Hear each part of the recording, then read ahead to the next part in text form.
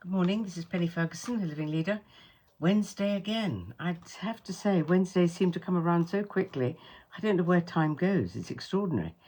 Anyway, what I want to talk about today is last week was the anniversary of my second son, Phil's death. He died in 1991. And that's a long time ago. It's been some time since he's dead, and we never forget him, any of us. We always remember him. But I was thinking about it when I went and put flowers with two of my other sons on his grave last week. And I was just looking and thinking, how many things are there that I wish I'd said to him that I always thought I had the time to say? How many things are there that I could have done with him, but life took over? I was too busy. And I realize that so often when we lose somebody who's close to us, we realize that we've missed opportunities of things that we could have said or done.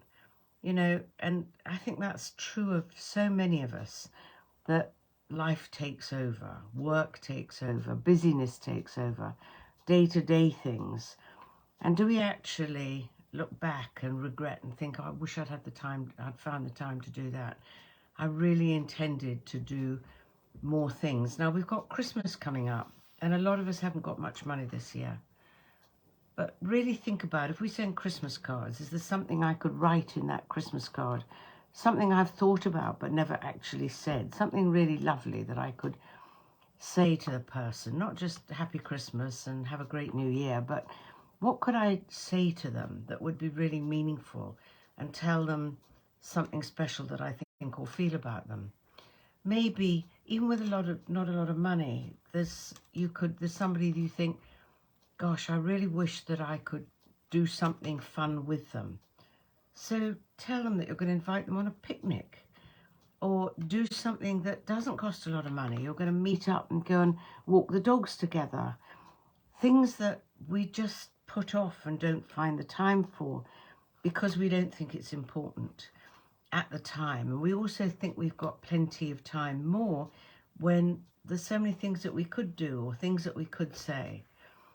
So start by just this week putting your attention on, okay, who are the people in my life that have added value or have been really important to me in some way, shape or form? Or even when I'm not able to spend enough time with my children because I'm at work so much of the time, when I get back, there's things to be done like, I don't know, preparing dinner or washing clothes or the things that need to be done all the time. And think, if I really knew there's something fun I could do with them today, not put off until tomorrow and say next week or next month or when I have time, what could I just put on one side? It was really interesting. I had this as a problem after I went through 6 years where I was on my own with the 6 children. And my goodness, I was sometimes holding down 3 jobs just to keep finance coming in, keep the show afloat. And I suddenly realized that I just wasn't spending enough time. And I'd always been incredibly house proud. And now I just said, stuff it. This is not going to be as important to me. I'm going to find time to take the children swimming. I'm going to find time to do something with them. And it made such a difference. And yet, when I think about it, it's very easy. I know that there's things that I want to do and I'm putting it off for whatever reason, shape or form. And my commitment this week is to say, I'm not going to put those things off anymore. I'm actually going to be aware that as a leader, I need to be aware in each and every moment I have choices. I have choices about what I say. I have choices about how I choose to think. I have choices about what I choose to do. And most importantly, I have choices about what is really important. So I'd like you to think about that, and also think about, with Christmas coming up, other special things that you think that you might say or you might choose to do.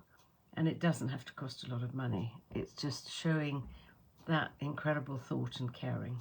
So there's my thought for you this week, and I hope you have a wonderful week. And I look forward to seeing you again next Wednesday. Have a great week. This is Penny Ferguson, a living leader.